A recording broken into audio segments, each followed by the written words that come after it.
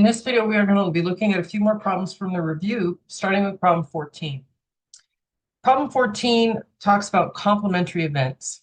And when we talked about complementary events, if you have a pool of events um, and you have one event for certain that you're talking about, the complement is everything, all the other events. So as an example, problem 14 says, the student believes that he has an 80% chance of passing his English class. What is the probability that he will not pass? So the way we designate the complement is we draw a line over it. So if I draw a line over it, this means the complement of passing. And if 80% is his percent chance of passing, then 20% is the percent that he will not pass. And that's how complements work. So if there's a 45% chance that it will snow today, what's the probability that it will not snow today? So again, that's the complement of having it snow. So 100% minus 45% gives us 55%.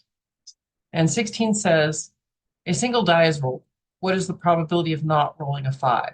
So if we're assuming that's a 6-sided die, oops,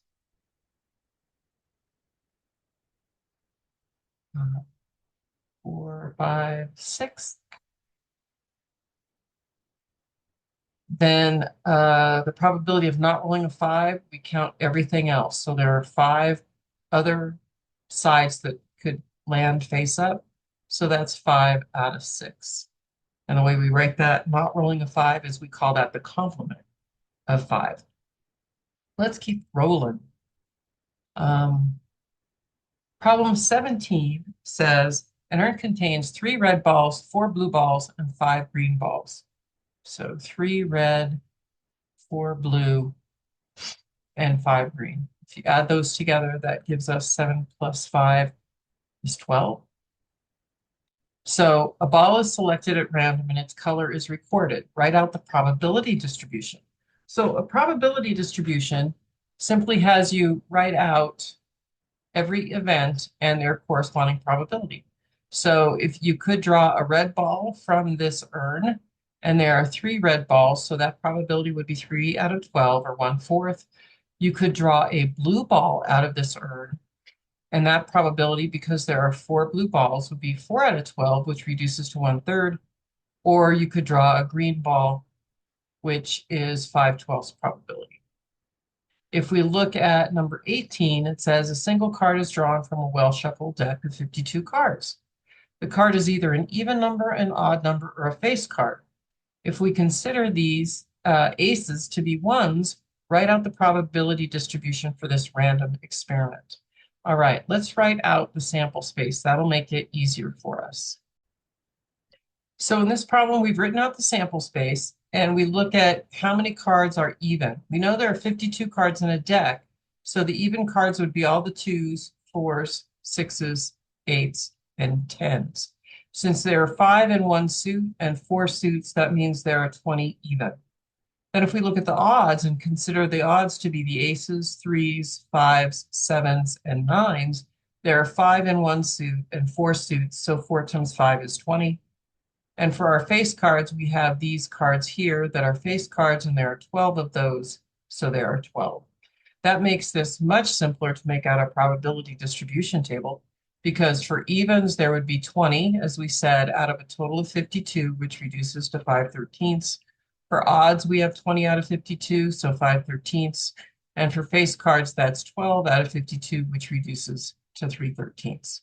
So probability distribution is simply listing the events you're talking about and their corresponding probabilities. Let's move on. In number 19, 2 fair dice are rolled.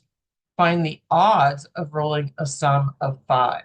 Okay, let's look at the sample space for dice as we try to do this problem. All right, so here, 2 fair dice, find the odds of rolling a sum of 5. So when you do odds, how many sums of 5 are there? There's 4 and a 1, 3 and a 2, 2 and a 3, 1 and a 4. So there are 4 ways you can roll a sum of 36. No, I'm sorry, a sum of 5. And then when you write odds, you write the event you're talking about, and then the complement number goes after it. So if there are 4 ways to roll a sum of 5. That means there are 32 ways to roll a sum that is not 5. And that's how we do odds. So the answer here is 4 to 32, which reduces to 1 to 8. Here it says, find the odds of rolling a sum of 10. So a sum of 10 is here with 6, 4, 5, 5, and 4, 6. So there are 3 ways to roll a 10, and that leaves 33 ways to not roll a 10, because there are 36 total sums when you roll 2 dice. So 3 to 33 reduces to 1 to 11. And again, we're finding odds. So when we do odds, you put the event and the complement. Now here it says find the odds against rolling a 6. So against means you switch the order and write the complement first and then the event you're talking about. Oops. So here we're talking about rolling a 6, and here we'd be talking about everything else. So if we add up how many ways there are to roll a 6, you could get a 5 and a 1, 4, 2, 3, 3, 2, 4, or 1 and a 5. That's 5 ways to roll a 6. So that number goes second. And then there would be 30 ways to not roll a 6. 22 says the odds of winning a particular carnival game are 27 to 5. Find the probability. So that means if you add 27 and 5, let's see, this would be winning, and this would be losing. So when you want probability, you want the total on bottom. So the probability of winning is going to be 27 over the 32, which would be the total. On 23, it says the odd of winning a particular carnival game are 15 to 28. So 15 would be winning and 28 would be losing. If you add those two together, you get a total of 43.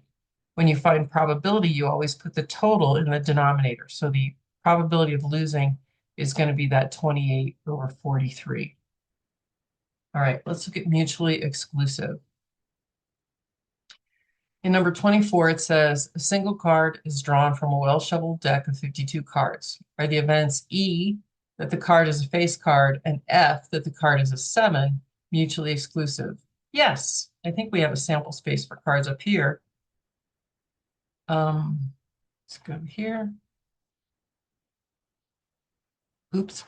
So a face card, that's these 12 cards here. And a 7, since those two don't overlap, they are mutually exclusive. So yes, a 7 and face card are mutually exclusive because there is no way to draw a face card that is also a 7. 25 asks, an instructor randomly selects a student from his class. Are the events E, the student is taking history, and F, the student is a freshman, mutually exclusive? No, not necessarily, because a freshman student could also be taking history. So those two, being a freshman and taking history, could overlap. So they are not mutually exclusive. In our next videos, we will be continuing on with the questions. Thanks for watching.